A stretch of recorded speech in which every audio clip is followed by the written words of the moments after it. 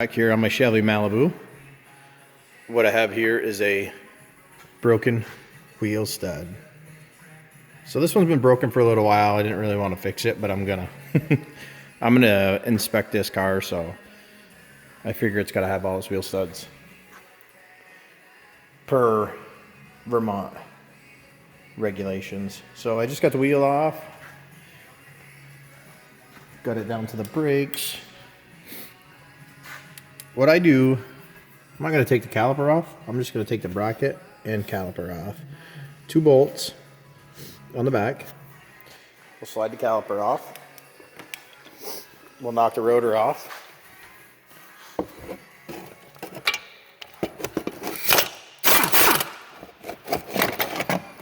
One, two.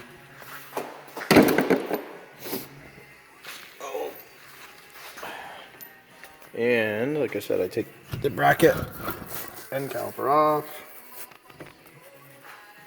And I'm just gonna let it hang here. You shouldn't let it hang on the hose, but for what we're gonna do, it's totally fine. Brakes are looking okay.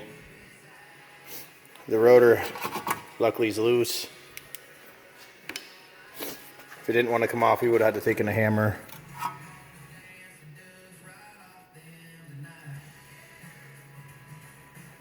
I was just reading a text. So when you bang this rotor off, don't hit here on your surface where your brake pads hit. Try to hit on the hat or on the edge. But if you hit on the edge, you could break.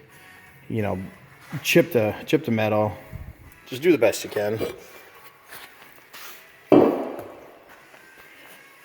So when that's off, rotate the hub. So the lug stud's going to want to come out on this side. So I rotate the one that I'm going to hammer out to this side,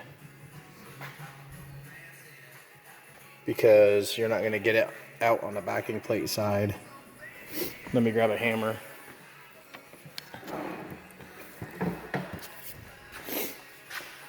So the easiest way to get these out, just like that.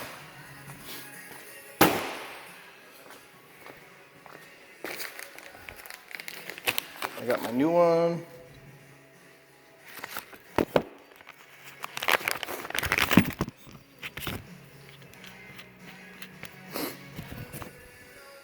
Oh, so they do make an installation tool for these, but I've never bought one, never cared to have one. Uh-oh. So what you're gonna have to do, because this won't fit, being a full stud, so you're gonna have to just bang this plate down a little bit.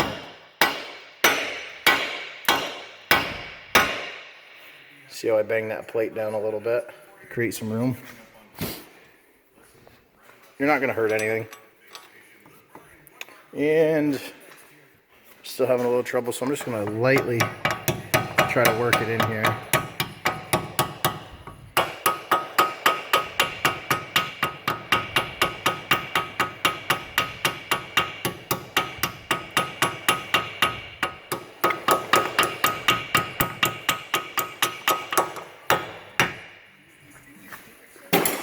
So I got that in like that, but I will tell you what you can do is shave with a grinder a little bit off of this side and it slide in better, because tapping on it, I'm not worried about it because I got a thread chaser.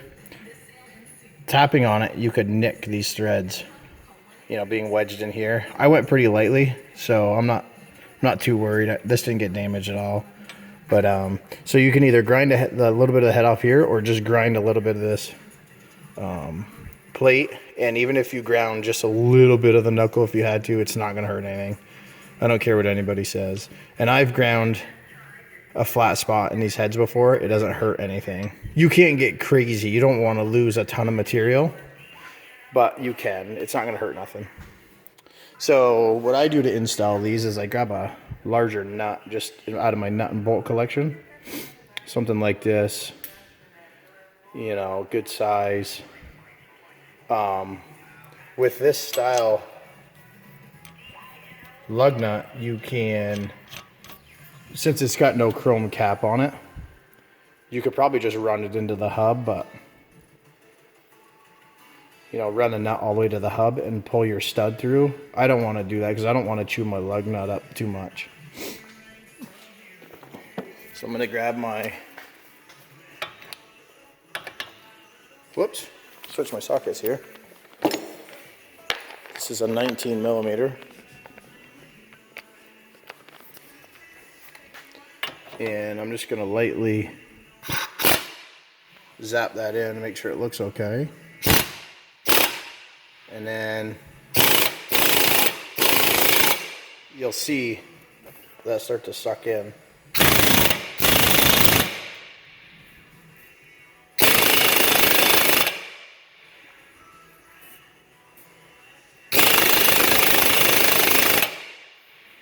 And a little bump for good measure. That baby, just back it off.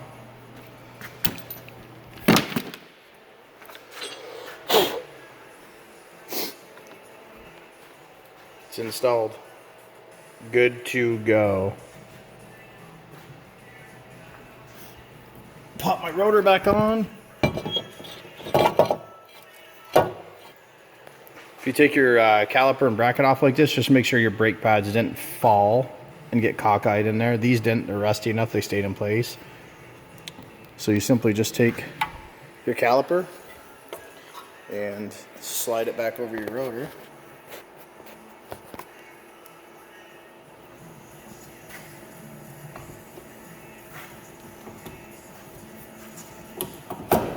So if you've got some rust ridges, you might have to tap on it a little bit lightly. Don't get crazy.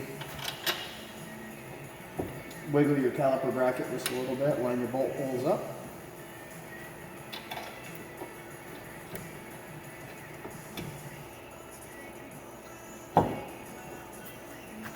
Bingo. Take my 15.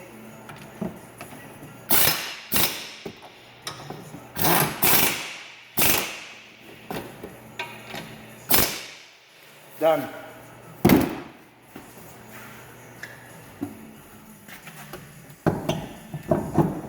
Put my wheel back on with my new nut.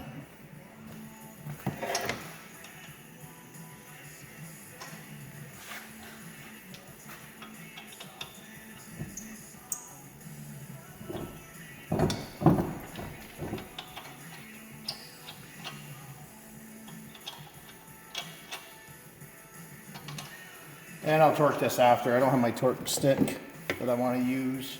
I can go grab another one, but I'll just torque it after.